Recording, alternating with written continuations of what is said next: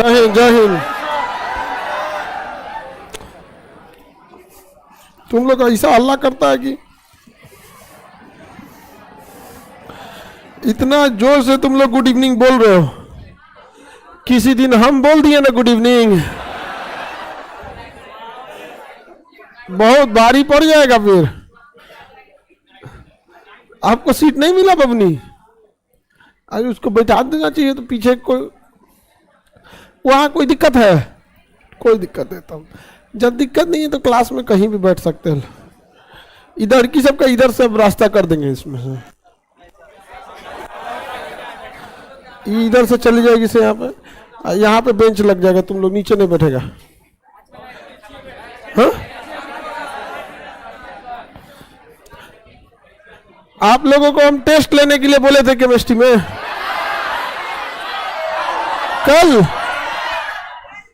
कल बोले थे। हमको लगा आज बोले। बैठा लो अपनी उसको जल्दी।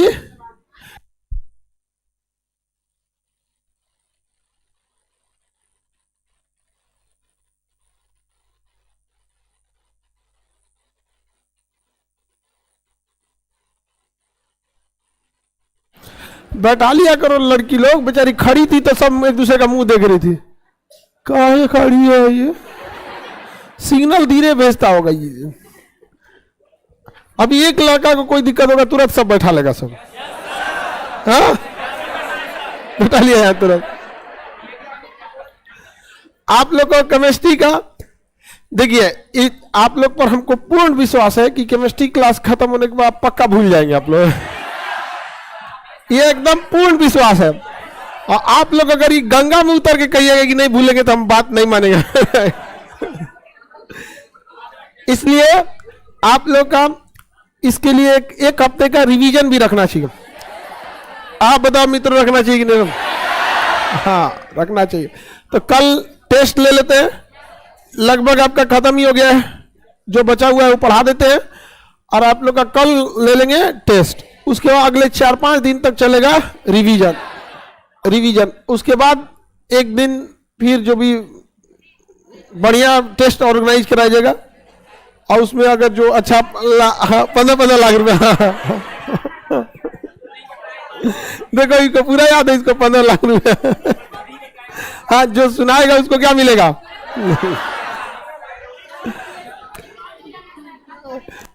हाँ, आधार कार्ड जमा। अच्छा, कि सर आधार कार्ड भी लेके आना है। आधार कार्ड और जनधन वाला पासबुक।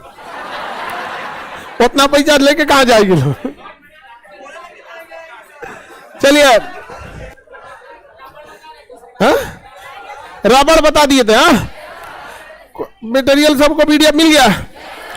थोड़ा जो पढ़ाए थे उसको पूछा जाए। साबुन अम्लीय होता है क्षारीय? हाँ, क्षार नहीं होता है जी। साबुन को पारदर्शी बनाने के लिए अल्कोहल मिला देते हैं। साबुन को झाग को क्या कहते हैं? माइसेल। ग्लिसरीन मिलाने से साबुन देर तक चलता और नमक मिला देने से जल्दी गल जाए। उर्वरक बता दिए थे? उर्वरक नहीं बताया था। चलिए, पहले साबुन बता दिए थे, यहां साबुन लिख देते। यहां कैसे चला गया ये?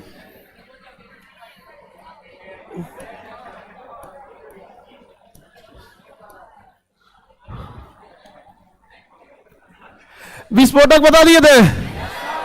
सीमेंट, पीपीसी सीमेंट और ओपीसी सीमेंट भी बता दिए थे। पीपीसी सीमेंट का कोई ग्रेड वगैरह नहीं होता, दो कैटेगरी में बांट दिया जाता है। और ओपीसी सीमेंट का ग्रेड कौन कौन? 33, 43, 53। सबसे हैवी वर्क करने के लिए 53, सबसे घटिया वर्क करने के लिए एवरेज वर्क 43। बताइए, ओपीसी सीमेंट थोड़ा देर में सूखता, मतलब जल्दी सूख जाता है, अब पीपीसी में थोड़ा सा टाइम लग। सीमेंट बता दिए। कैल्शियम सिलिकेट और कैल्शियम एल्यूमिनेट। कीटनाशक भी बताए थे। बेंजीन की क्रिया जब अल्कोहल से कराते हैं तो क्या बनता है? बेंजीन की क्रिया अल्कोहल से कराने में फिर बेंजीन की क्रिया क्लोरीन से कराने में BHC, बेंजीन हेक्साक्लोराइड। DDT का फुल फॉर्म डाइफ्लोरो ट्राइक्लोरोइथेन। सब खुदरा क्वेश्चन है। ब्लीचिंग पाउडर का फॉर्मूला CaOCl। छत के ऊपर पानी टंकी जो रहता है उसे साफ करने के लिए किसका प्रयोग करते हैं हम? हाँ, ब्लीचिंग। किसी कोई दिक्कत नहीं ना, आगे बढ़ जाओ। आपको बाकी गैस पीरियोडिक टेबल बता दिए थे। नमकीन के चिप्स में, पर नमकीन या चिप्स के पैकेट में नाइट्रोजन गैस।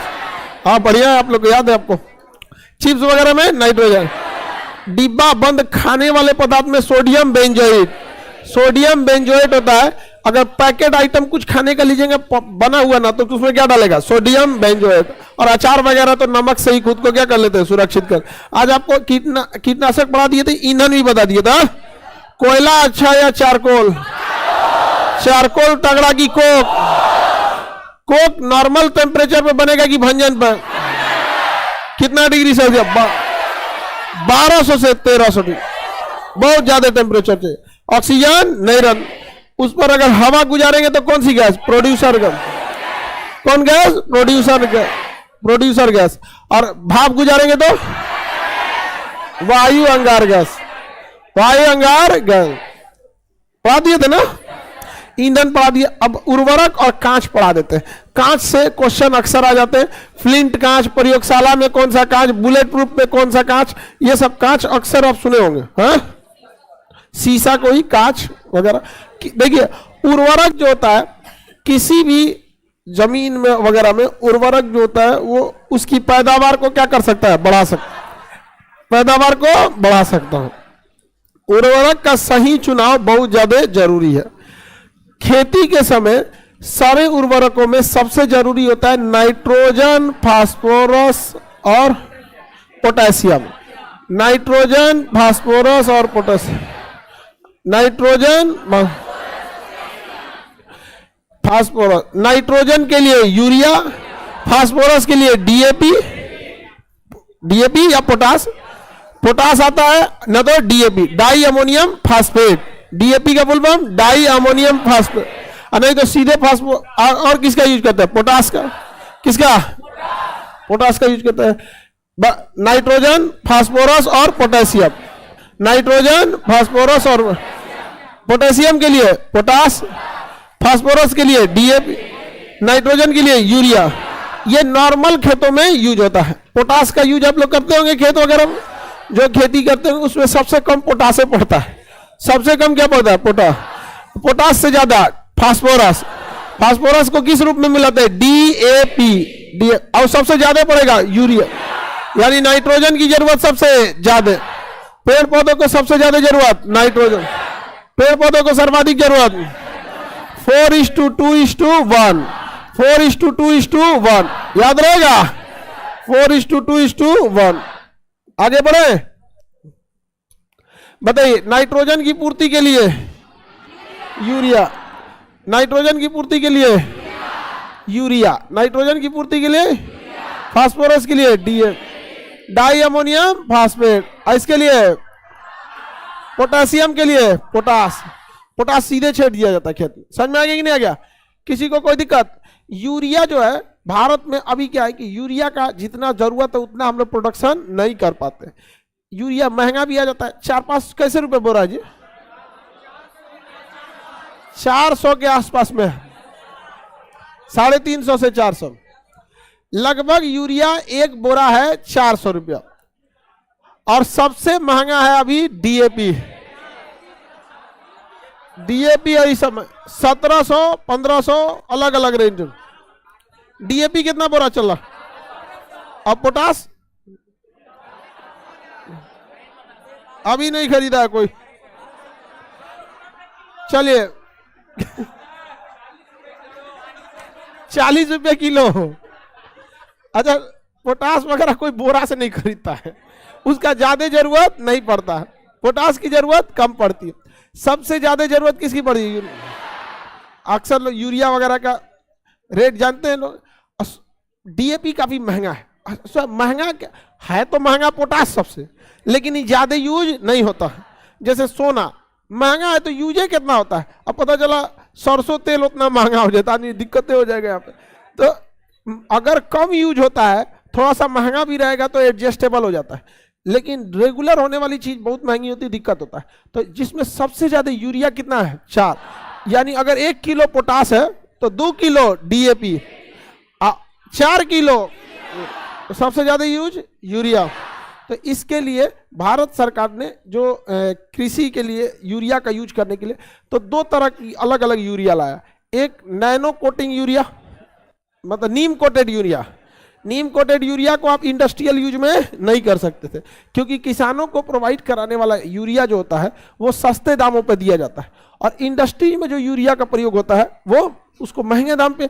जैसे कोई भी चीज अगर किसानों को दी जाती है तो उस पर टैक्स कम होता है, जैसे ट्रैक्टर पे टैक्स क्या है, कम है, तो सस्ता मिलता है। 7 लाख से ट्रैक्टर मिलना चालू हो जाता है, 7-8 लाख से,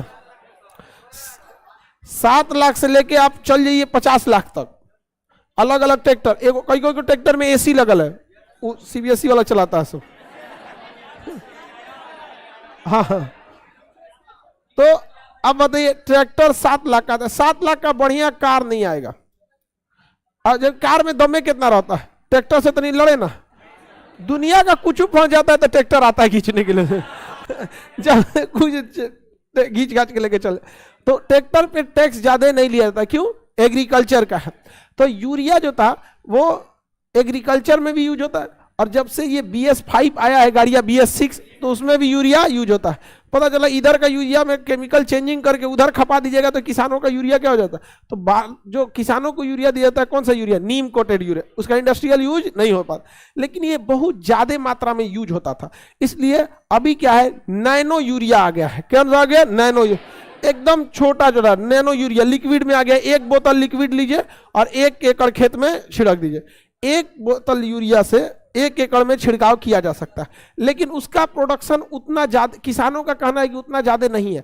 किसी भी चेन को अगर आप अचानक से ब्रेक करेंगे, जैसे अभी आप रोटी खाते हैं, अगर रोटी चावल जो आप खाना खा रहे हो, अगर आपको ये साइड करके फलाहार पे रखा जाए, नो डाउट फल में ज्यादा एनर्जी, प्रोटीन, विटामिन सब है, लेकिन आप एडजस्ट नहीं कीजिएगा, शरीर गिरा गिरा लगेगा। कुछ खैले नहीं है, वरना अगर देखिएगा ज्यादा एनर्जी तो उसी में था। व्रत वगैरह में, खैर निर्जला व्रत तो बहुत ही टफ होता है, बट जो फलाहार वाला होता है उसमें भी कोई एडजस्ट नहीं कर पाता है, क्योंकि जो अपना आदत बना हुआ है वो नहीं एडजस्ट हो पाता है।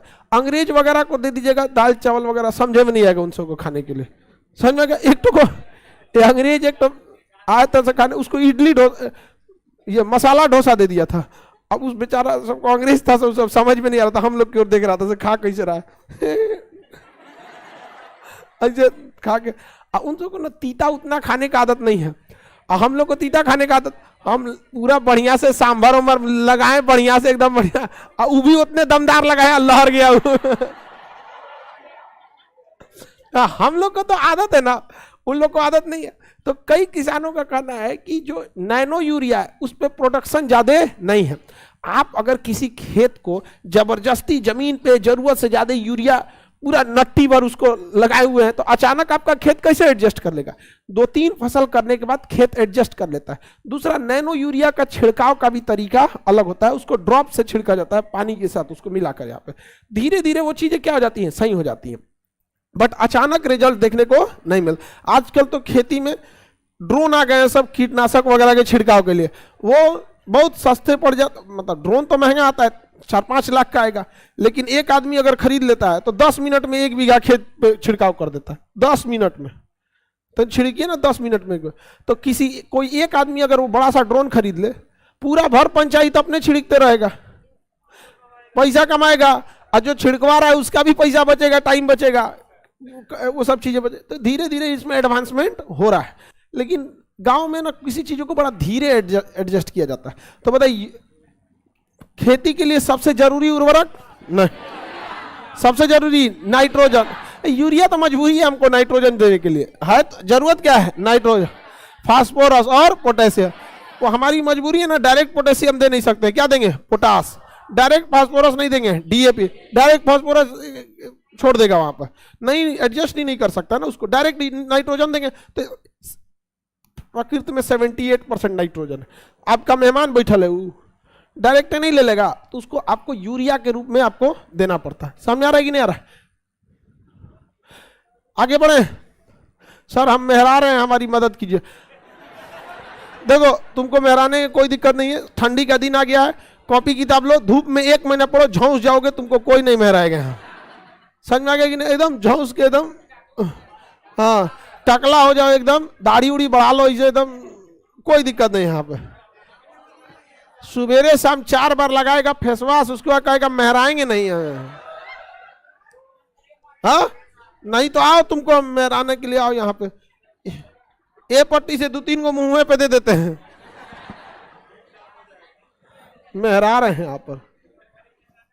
हम तो यहाँ सबको डांट डूट के रखते हैं, इस सबको भी डांटते हैं, कुछ इस सबके ऊपर बहुत जिम्मेदारी रहता है, किसी को मेहराना नहीं है।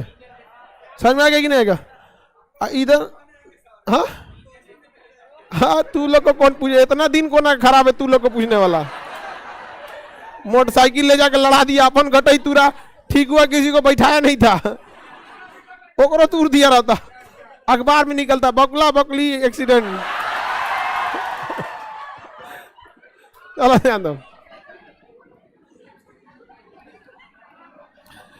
खेती के लिए समझ में आ गया कि नहीं आ गया? जब हम लोग बीज बोते हैं तो बीज को बनने के लिए यूरिया की जरूरत ज्यादा नहीं है, उससे ज्यादा जरूरत,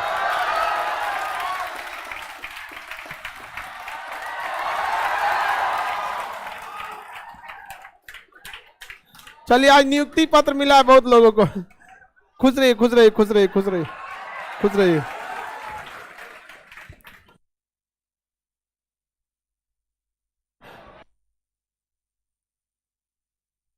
अच्छा चलिए ठीक है, बढ़िया।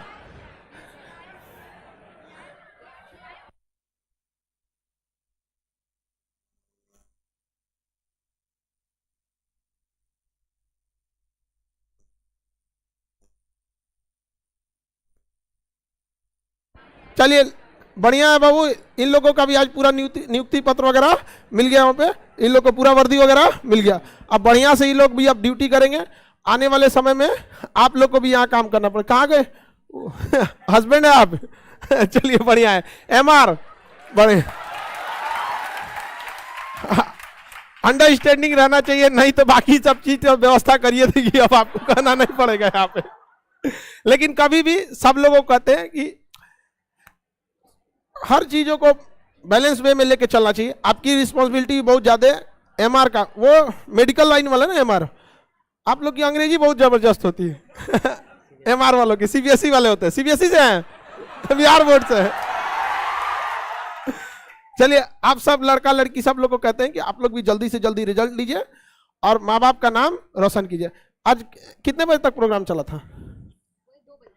2 बजे तक हो गया, पूरा कंप्लीट हो गया 2 बजे तक। 8 बजे से था ना, सुबह में भी बहुत सारे लड़के आए थे 8 बजे, और हिस्ट्री वाले बैच में यहाँ पर। तो आप आज का आप लोग का कैसा रहा एक्सपीरियंस? आज जो मुख्यमंत्री साहब आए होंगे, पूरा प्रोग्राम रहा होगा, आप बताइए इन लोग को, ताकि गधा भी पढ़ाई करे सब बढ़िया से।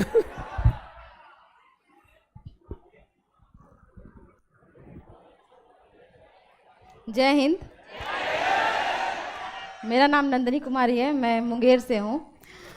आज मुख्यमंत्री जी से मिलके बहुत अच्छा लगा और खान सर को धन्यवाद करने के लिए यहाँ आई हूँ, क्योंकि खान सर की वजह से ही आज हम यहाँ खड़े हुए हैं। आपसे सर ऑनलाइन से पढ़ाई किए थे हम। बढ़िया ऑनलाइन जी। ऑनलाइन वाले जो है थोड़ा सा सीरियस नहीं लेते, इन लोगों को भी एक बार गए। मेरा शादी 20 में हुआ है, 2020 में। उसके 15 दिन बाद लॉकडाउन लगा था। उसके कुछ दिनों बाद ही सर का वीडियो आने लगा यूट्यूब पे, तो यूट्यूब से ही हम पढ़ के आज एग्ज़ाम पास किए हैं। और हम तो सर एक ही 2 वीडियो आपका मतलब परचेज किए थे, बाकी सब यूट्यूब में जो कॉपीराइट वीडियो आता है उसी से पढ़ाई किए थे।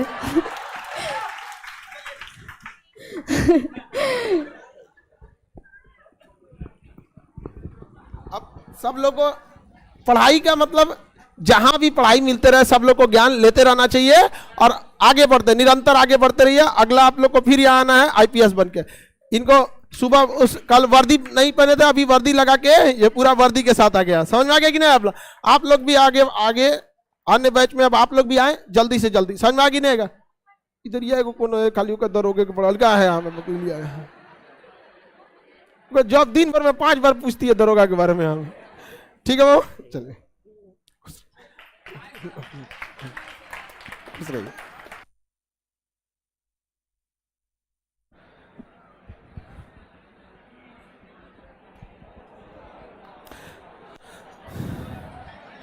बहुत इस बार बहुत लड़कों का रिजल्ट हुआ यहाँ पर। होता है ना इस ये लॉकडाउन जो जस्ट लगा था ना उस वाले दरोगा में बहुत हुआ था यहाँ पे। एक को तो दरोगा में हुआ ना तो उसका मतलब ट्रेनिंग ही चल रहा था, लॉकडाउन लग गया, ट्रेनिंग से निकाल के डायरेक्ट फील्ड ड्यूटी दे दिया गया था। अब नया नया दरोगा लगा था, हमको फोन किया ना सर हम अब सुसाइड कर लेंगे। हम कह रहे पगला कहीं का है, इधर आ रहे, इधर क्या हुआ तुमको? कहा सर जी एकदम नया नया लड़के थे, सब यंग एज था एकदम, और फर्स्ट बार में सिलेक्शन हो गया बेचारे का। कभी इतना भयानक देखा नहीं था वहां पे लॉकडाउन, उस पे से प्रेशर, फैमिली का प्रेशर अलग, उसके किसी फैमिली में किसी का डेथ हो गया बेचारे का कोरोना से, और घबरा गया। बाद में उसको समझाया गया यहाँ पर। अभी क्या किया ना वो लीव लिया हुआ है, छुट्टी, कहा अब सीधे 3 स्टार पे जाएंगे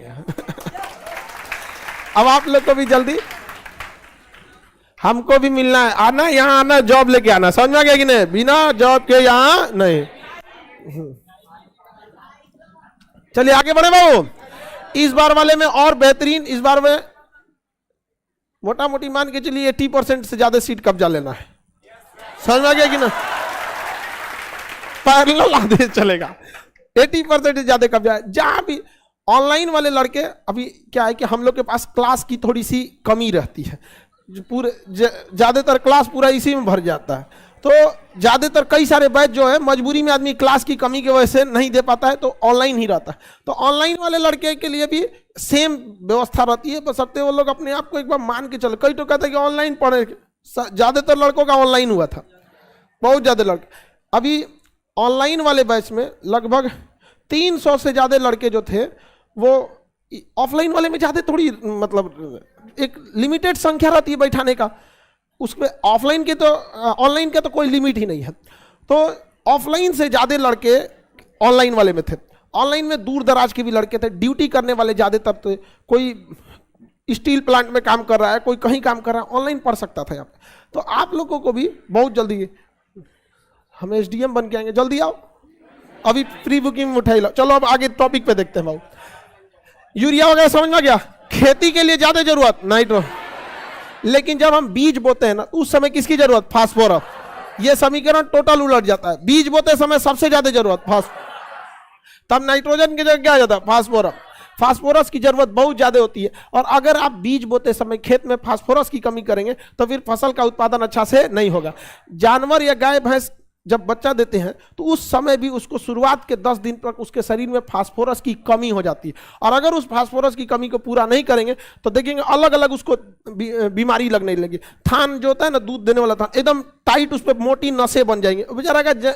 अब कोई जानवर नहीं बोल रहा है तो उसको जान ले लो। यहाँ पटना में तो इंजेक्शन लगा के निकाल लेते हैं, उनको क्या पता बेचारी को फास्फोरस देना चाहिए कि नहीं देना चाहिए। तो ये जरूरी होता है कि पूरे शरीर में भी बैलेंस बनाना। तो बताइए बीज बोते समय, बीज बोते समय, 1 मिनट बाबू,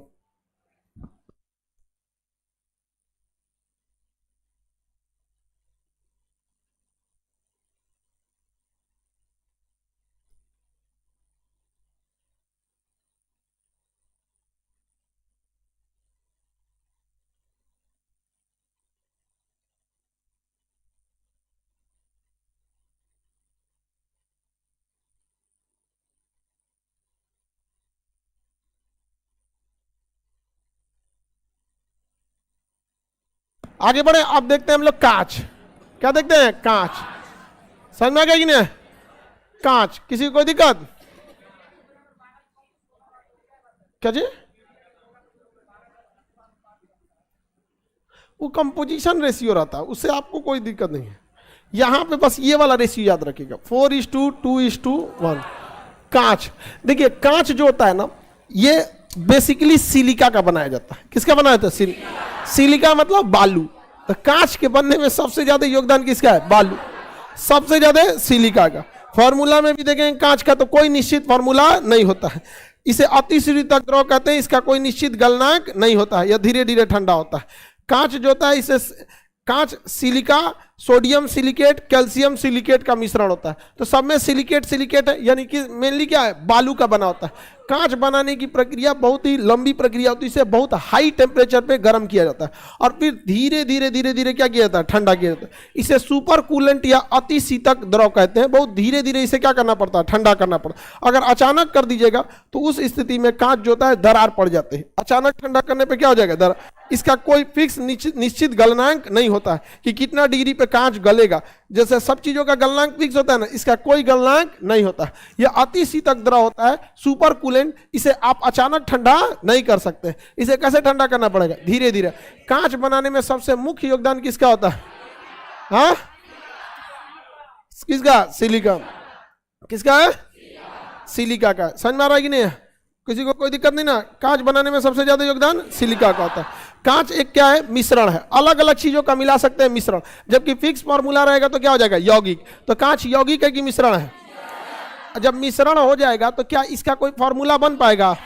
दुनिया का कोई भी चीज अगर मिश्रण हुआ तो उसका फॉर्मूला नहीं बन। तो क्या कांच का कोई निश्चित फॉर्मूला है? कांच का कोई निश्चित गलनांक है? कांच बनाने में मुख्य अवयव सिलिका। कांच यौगिक है कि मिश्रण है? कांच द्रव है या अतिशीतक द्रव? इसे अचानक ठंडा करना चाहिए, धीरे धीरे। अचानक ठंडा करने पे दरार पड़ जाते हैं। कांच जो होता है इसे अचानक ठंडा नहीं कर सकते। कांच आर पार दिखाई दे सकता है। कैसा दिखता है? आर। इसके पीछे सिल्वर ब्रोमाइड की पेंट करनी होती है। अगर इसके पीछे सिल्वर ब्रोमाइड की क्या कर देंगे? पेंट। तो सिल्वर ब्रोमाइड की पेंट करने से जो कांच होता है उसके पीछे अगर सिल्वर ब्रोमाइड का पेंट कर देंगे तो वो दर्पण बन जाता है। क्या बन जाता है? दर्पण। सिल्वर ब्रोमाइड की पेंट करने पे दर्पण बन। तो कांच जो हम लोग आईना देखते हैं, दर्पण, तो वो भी क्या है? कांच है। लेकिन उसके पीछे किस चीज की पेंट है? Silver bromide. हाँ, आगे बढ़ जाए। कांच बताइए ध्यान से। सिल्वर ब्रोमाइड का प्रयोग कांच को किस चीज में कन्वर्ट कर देता है? दर्पण। तो सिल्वर ब्रोमाइड AgBr, AgBr ये क्या प्रयोग होता है? दर्पण में। लेकिन दर्पण के पीछे कलई करने में, लेकिन जब दर्पण को बनाया जाता है ना, उसे गलाया जाता है तो उसमें ग्लूकोज मिलाया जाता है। क्या मिलाया जाता है? ग्लूकोज। क्या मिलाएगा? ग्लूकोज। तो दर्पण बनाने में ग्लूकोज और उसके पीछे कलई करने में सिल्वर ब्रोमाइड। इसमें सिल्वर मिला होता है, इसलिए दर्पण को हम लोग रजत दर्पण भी कहते हैं। रजत मतलब होता है सिल्वर। रजत दर्पण के नाम से भी जानते हैं। बनाने में किसका प्रयोग? ग्लूकोज। अब पेंट यानी कलई करने में सिल्वर ब्रोमाइड। पेंट यानी कलई करने में। आगे बढ़े, किसी को कोई दिक्कत नहीं है? सिल्वर ब्रोमाइड का प्रयोग किया।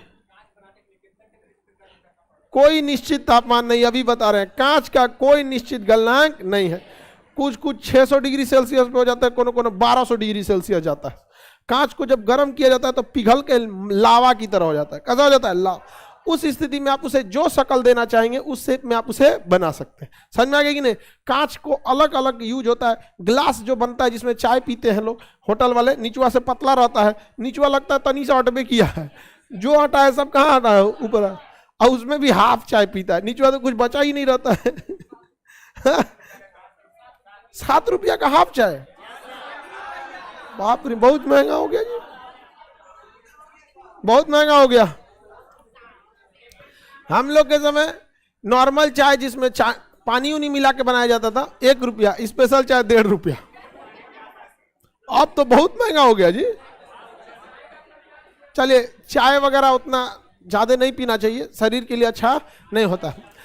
तो सबका अलग अलग यूज होता है। जैसे जो ये चूड़ी बनाने वाला कांच है उसका अलग टेम्परेचर है, बर्तन बजाने वाले का अलग टेम्परेचर। कांच के बर्तन भी आते हैं ना, गिलास वगैरह, बल्ब वगैरह बनाने के लिए अलग कांच का प्रयोग होगा। इस पे जो लगा है इस पे अलग। तो कांच का कोई निश्चित टेम्परेचर ही नहीं होता, इसका कोई निश्चित गलनांक नहीं होता है। कोई भी निश्चित, इसलिए स्पष्ट पहले ही लिख दिया, नहीं तो होता तो हमको बताने में कोई चीज तो और आसान ही रहता है। इतना डिग्री सेल्सियस पे गर्म हो, कैसे कोक 1200 से 1300 डिग्री, खत्म, टेंशन ही खत्म हो गया। इसका अलग, ये जो गोली खेलते हैं लोग कंचा, इसका अलग टेम्परेचर होता है यहाँ पर।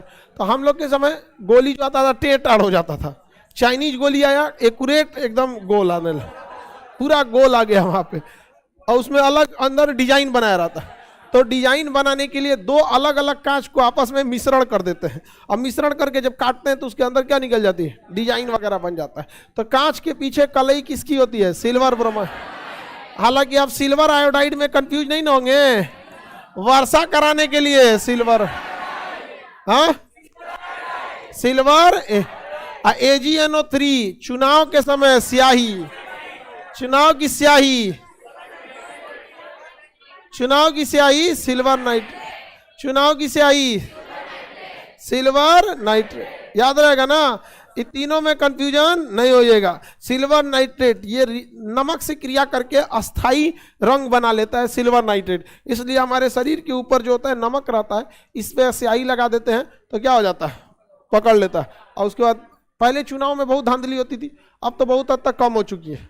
पहले अभी बक्सा उक्सा वाला व्यवस्था तो बक्से गायब कर देता था, हाँ अब तो बक्सा का सिस्टम मुखिया उखिया में बचा है, ईवीएम वगैरह में,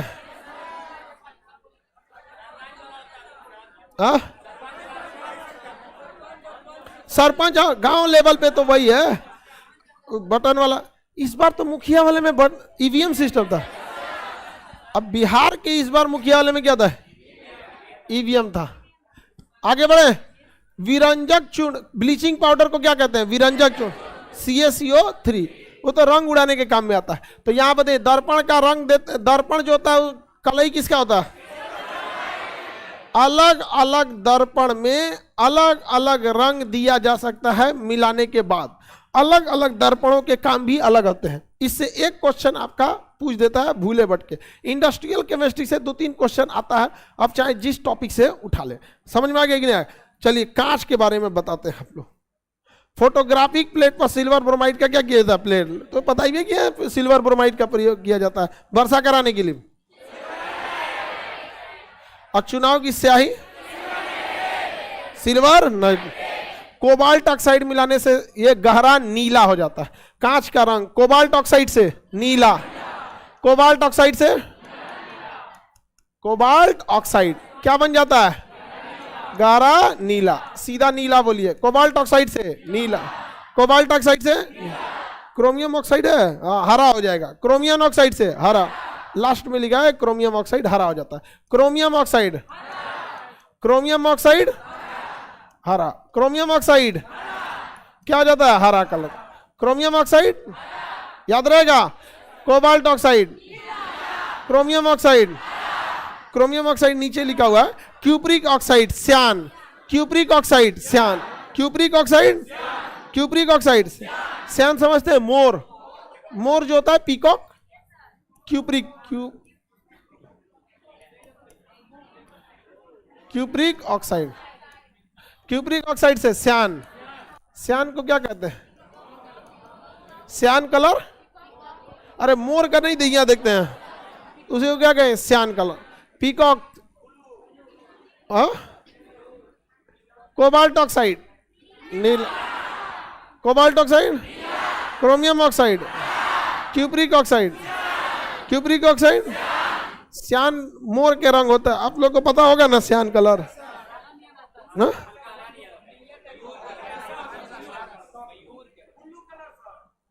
देखो रद्द कर दिया, कहा कि हाँ सर श्यान पता है, बुल्लू बोलते हैं उसको, तो इसको क्या बोलेगा रे तू,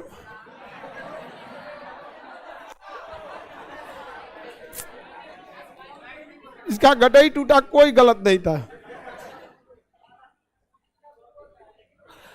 आगे बढ़े, ये तो हम आपको आरबीजी वाईएमसी जब कलर कॉम्बिनेशन पढ़ा रहे थे फिजिक्स में बहुत अच्छा समझा दिए थे, श्यान कलर वहां पे।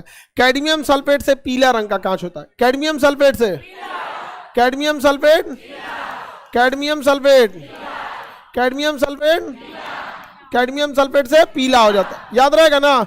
ये मुख्य कलर याद रखना आप लोग को। कैडमियम सल्फेट से cupric oxide, chromium oxide, cobalt oxide, याद रहेगा? हटा के पूछे।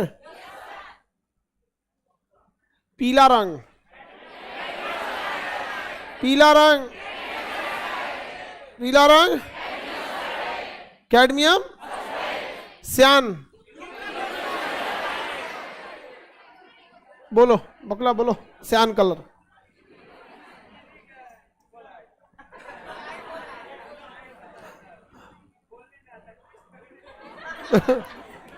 बैठ के ताकि क्यूप्रिक कोलाइड बोल रहा है, बताइए। Cyan colour, cupric oxide, cupric oxide, नीला, कोबाल्ट ऑक्साइड, हरा,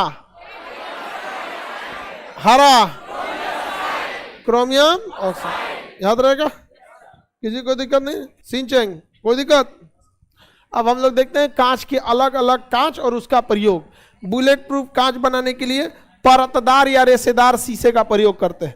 बुलेट प्रूफ कांच बनाना है तो एक तो सिंगल कांच का यूज नहीं करते हैं, पतला पतला कांच लेते हैं और उसको गरम, एकदम गरम धधकता हुआ पतला कांच लेंगे, फिर उसके ऊपर एक और परत रखेंगे और ऐसे करते करते इतना मोटा बना देंगे बुलेट प्रूफ कांच को। तो बुलेट प्रूफ कांच जो होता है वो कभी भी एक सिंगल कांच नहीं होता, इसलिए जब गोली लगती है ना तो अगर सिंगल कांच रहता टूट जाता। और क्या है, अलग अलग है, तो कई लेयर होते हैं सब। यहाँ पे कौन 7 लेयर बोल रहा है? अलग लेयर होता है। बुलेट प्रूफ कांच को लेवल 4 और लेवल 6 होता है, वो अलग कोडिंग होती है। बुलेट प्रूफ कांच खरीदिएगा तो पूछेगा लेवल 4 या लेवल 6। लेवल 6 सबसे खतरनाक होता है, लेकिन सारी गाड़ियों में आप लगाएंगे तो उसका वेट बहुत ज्यादा होता है। अगर गाड़ी में केवल कांच बुलेट प्रूफ कराइएगा तो लगभग 400 केजी गाड़ी का वेट बढ़ जाता है। हाँ, तो आपको कौन चीज लग रहा है यहाँ पे? ऐसे लगा देगा बुलेट प्रूफ हो जाएगा, बहुत भारी होता है। गाड़ी का सस्पेंशन चेंज कराना पड़ता है, उसका जो सॉकर होता है ना, वो गाड़ी में 400, मतलब फिर आदमी कहाँ बैठेगा? वो गाड़ी को बनाया गया था इसी हिसाब से कि 400 केजी का वजन घींच सके, 400-500 घींच सके। आप उसमें परमानेंट लाद दिए, अब फिर गाड़ी तेज भी नहीं भागती है। समझ में आ गया कि नहीं आएगा? बस बहुत ज्यादा तेज नहीं भाग पाएगी, 100-110 बस। माइलेज घट जाता है, माइलेज घट जाएगा। 1 लीटर भराएंगे तो 3-4 किलोमीटर चलेगी। अरे घट जाएगा जी आपको उतना एक्स्ट्रा। अब आप बताइए, आप गाड़ी में बैठते हैं और उसमें 500 केजी एक्स्ट्रा, यानी 400 केजी एक्स्ट्रा का मतलब मोटा मोटी 6 आदमी, 6 आदमी। तो 6 आदमी एक्स्ट्रा लेके चलिएगा तो गाड़िया में नहीं होगा, बहुत दिक्कत हो जाता है उसमें। नैनो में बुलेट प्रूफ कराने का कम से कम खर्चा आता है आपका 8 से 10 लाख, 3 से 4 लाख में नैनो आती है।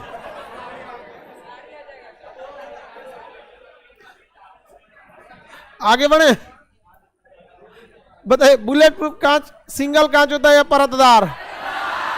परतदार कांच होता है। बुलेट प्रूफ जो इतनी गाड़ियां ये चीजें होती हैं, वो जो झटका महसूस होता है, झटका को क्या करती हैं? रोक लेती है, एब्जॉर्ब कर लेती है वहां पर। जो बुलेट प्रूफ जैकेट होता है ना, बीपी शॉर्टकट में बोलते हैं, वो भी बहुत भारी होता है, 4-5 केजी का होता है। अब आपके पास 4-5 केजी, आप 1 केजी का बाट लेके एगो ईंटा उठाते हैं 2-2.5 किलो का, तो आपको तो हालत खराब हो जाता है। एगो ईंटा लेके चलिए तो दिन भर। 5-6 किलो का बुलेट प्रूफ है। अभी जो सबसे हल्का है ये 5-6 केजी वाला, एकदम एडवांस। नहीं तो पहले तो 9 किलो का आता था बुलेट प्रूफ, कोई पहनना ही नहीं चाहता था उसको, बहुत उटपटांग। तो बुलेट प्रूफ जो जैकेट होता है वो उसमें कांच का प्रयोग ना करके अलग अलग सेरेमिक लेयर का यूज करते हैं लोग। 2 अलग अलग सेरेमिक लेयर, फिर एक मेटेलिक लेयर होता है। पहला होता है मेटेलिक लेयर, जो गोली का जो थुथुर होता है उसको तूर देता है। उसके बाद सेरेमिक लेयर जो होता है उसके झटका को फैला देता है। झटका को क्या करेगा? फैला दे, पूरी लेयर पे फैला देगा, तो इसलिए बस चोट लगेगा आपको, ऐसे गोली अंदर नहीं जा सकती यहाँ पे। तो बताइए बुलेट प्रूफ कांच बनाने के लिए किसका प्रयोग कर रहे हो? रेसेदार या परतदार कांच का प्रयोग किस लिए करते हैं? Bullet proof. फ्लिंट कांच का प्रयोग, फ्लिंट कांच का प्रयोग कैमरा, दूरबीन इत्यादि को बनाने के लिए करते हैं। फ्लिंट कांच का प्रयोग, फ्लिंट कांच का प्रयोग कैमरा। बुलेट प्रूफ जैकेट से AK-47 पास हो सकता है कि नहीं हो सकता है? डिपेंड करेगा कितना पास से लगा है।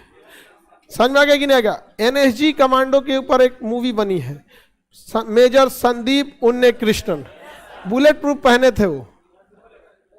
समझ में आ गया कि नहीं आ गया? वहां पे आइए, हमारे मीडिया की मेहरबानी जिन्होंने सबसे पहले ब्रेकिंग न्यूज दिखाया कि कमांडो उतर रहे हैं, बेचारे लोग को शहीद कर दिया यहाँ।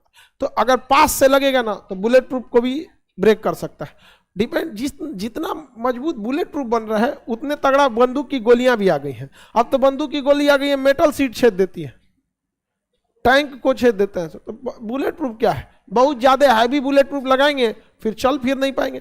कमांडो को कूदना रहता है, आप ही के ऊपर 5 किलो वजन लाद दिया जाएगा, फिर कूदने के लिए कूद पाएंगे? तो सब कुछ को देखना है। वो बस एक डिफेंसिव होता है कि हल्का, मतलब ऐसा लगे कि, लेकिन एकदम पास से लग जाएगा। उनको मेजर संदीप उन्हें कुछ ने एकदम पशुए से मार दिया था। अंधेरा था वहां पे, बहुत सारा। रियलिटी अलग होती है, मूवी अलग होती है। रियलिटी इससे कई गुना दर्दनाक था। यहाँ पर कमांडो बेचारे लोग पता करते थे सब कि किधर आतंकवादी है, तब तक हमारे मीडिया वाले दिखा रहे थे, हाँ देखिए कमांडो गली नंबर 4 की ओर जा रहे हैं, 3रे फ्लोर पर हैं, लॉबी में कमांडो। ससुरा तो नहीं है ऐसे। एंकर सबको पकड़ के आगे चलना चाहिए। चल चल चल, तो हम लाइव दिखाते हैं, चल रिपोर्टिंग कर ससुरा। तो देखिए, मैंने देख रहा हूं अभी यहाँ पर ये। आप इस करने आ सबको नमस्कार, मैंने आतंकवादी को देख लिया यहाँ पर। आगे बढ़े। फ्लिंट कांच, दूरबीन, कैमरा दूरबीन बनाने का में फ्लिंट का। पायरेक्स कांच प्रयोगशाला में, देखिए आप प्रयोगशाला में टेस्ट ट्यूब देखे होंगे, बर्नर देखे होंगे। ये कांच को ऐसा बनाया जाता है कि ये नॉर्मल चूल्हे की गर्मी या बर्नर की गर्मी को बर्दाश्त कर सके। तो प्रयोगशाला में प्रयोग होने वाला पायरेक्स का, याद रखना, इजी है, पास है प्रयोगशाला, पास है पायरेक्स, बस ऐसे ही पूछबे करता है। प्रयोगशाला के काम में प्रयोगशाला में पायरेक्स। सिंपल खुदरा क्वेश्चन पूछेगा, बहुत भयानक नहीं पूछता है। आप लोग खुदे डरे रहते तो हम क्या कर सकते हैं उसके लिए, समझ में आ गया? तो इसलिए आप लोग को अक्सर रिवीजन करते रहना है आप लोग को। प्रयोगशाला में पायरेक्स, दूरबीन फ्लिंट, कैमरा फ्लिंट कांच, कौन सा? फ्लिंट कांच। उसके बाद कौन सा है? सोडा कांच। ये भी आप नॉर्मल जो आप घर में बर्तन यूज करते हैं कांच का, वो किसका होता है? सोडा।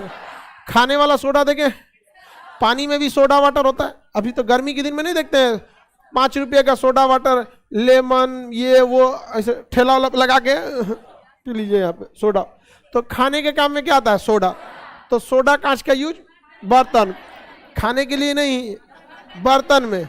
कांच वगैरह नहीं देखते हैं। सीबीएसई वाले के घर जाएंगे खाना खाने तो सब कांच ओच में देता है सुबह। हम वहाँ पे शीशा उजा, हम लोग के यहाँ शीशा का फोड़ देगा आदमी, दिन में 4 बार फोड़ देगा आदमी वहाँ पर। हम लोग यहाँ तो शीशे का फूटना अपशगुन माना जाता है, समझ में आ गया कि नहीं? और जो शराबी होते हैं सब पीने वाले, उन सब का अलग, वो भी तो कौन सा कांच होता है? सोडा कांच। सोडा का तो उन लोग का जो वो होता है गिलास, वो अलग डिजाइन का होता है। टेढ़ा हो गया जी, टेढ़ा हो गया।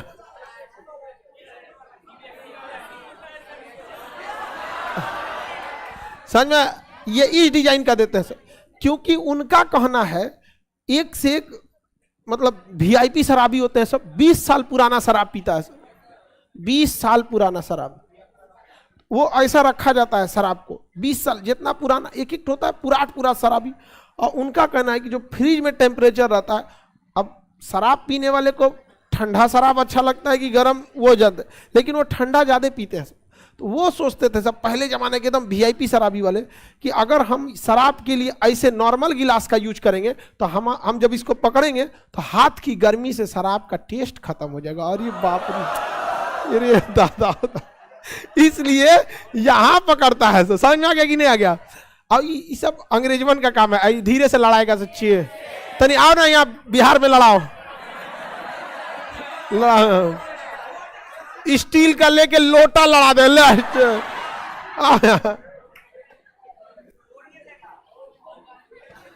तो नीचे देखेंगे ना ऐसे वाला, ये नौटंकी यहाँ पे आप, ये इसका प्रयोग जो होता है ना, जो क्रूज शिप वगैरह होते हैं पानी वाली जहाज, उस पे देखेंगे एक को वेटर रहेगा, सर दारू पी लीजिए।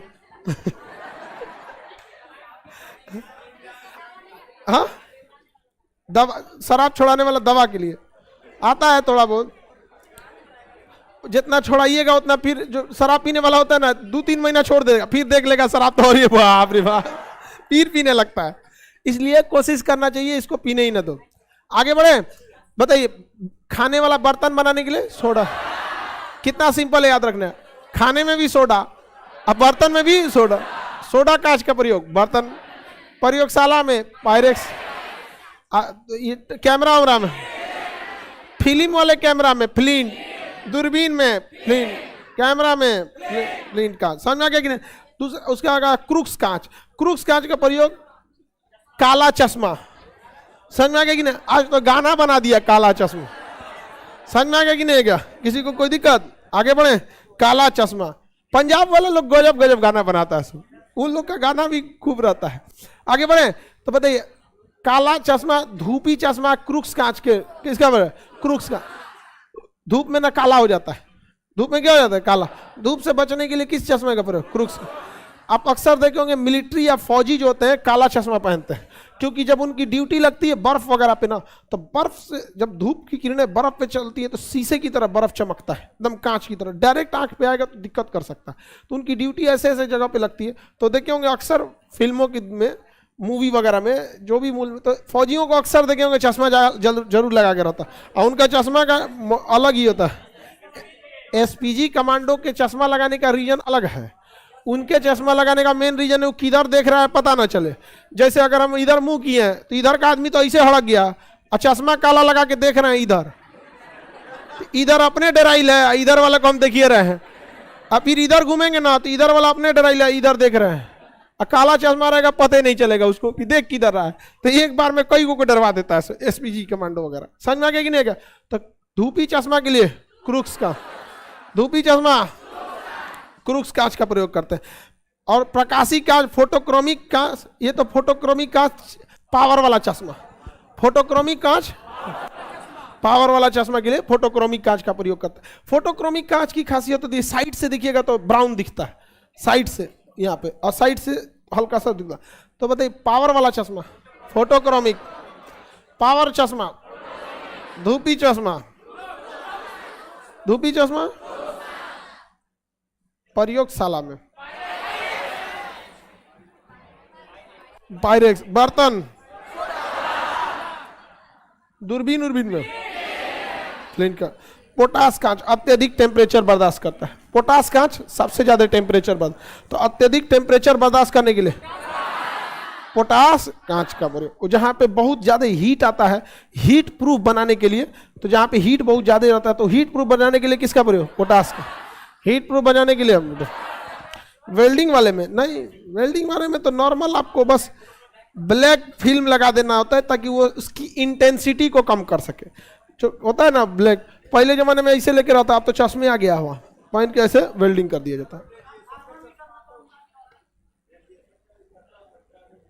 वो यूवी कट ग्लास, वो एक लेयर होता है कांच का ही, नॉर्मल चश्मे पे ही एक अलग से उस पर लेयर लगा दिया जाता है, जो यूवी किरणों को क्या करता है, काट देता है। यहाँ पे ये बड़ी बड़ी नौटंकी है आजकल कि ये ऐसे चश्मापन। आप अपने भोजन में विटामिन ए की मात्रा रखिए, खाना पीना सही से खाइए, सुबह टाइम से उठिए, नेचुरल हवा में रहिए, आपका आंखों को नहीं होगा।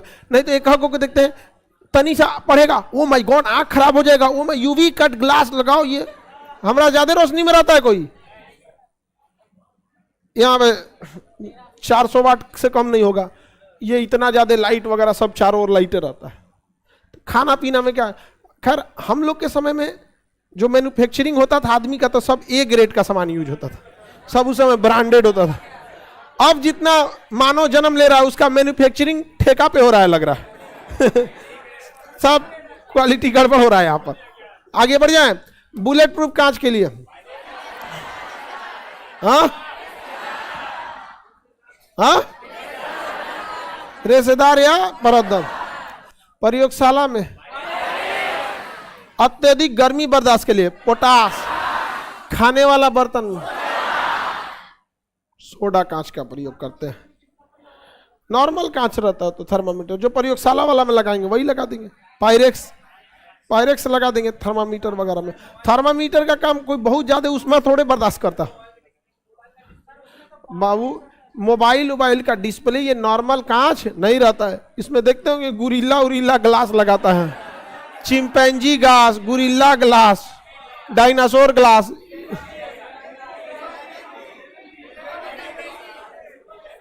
सुपर एमोलाइड, अरे कोई छोड़ो कोनो ये सब चीजें, आगे बढ़े। तो कांच याद रहेगा ना, कांच का आपको कलर और किस कांच का प्रयोग कहाँ किया जाता है ये याद रहना चाहिए। कल आप लोग टेस्ट के लिए रेडी हैं? तो 3 दिन रिवीजन कराई जाएगी, एक के दिन। हाँ, मतलब 2-4 दिन आपका रिवीजन जरूरी है। तो कल आप लोग टेस्ट देंगे, टेस्ट में ठीक ठाक नंबर रहेगा आप लोग का तो रिवीजन डिसाइड किया जाएगा, और नहीं तो आप लोग को ऐसे बैच खत्म कर दिया जाएगा। हाँ चलिए, अब आगे का क्लास कल, रेडी फॉर टेस्ट।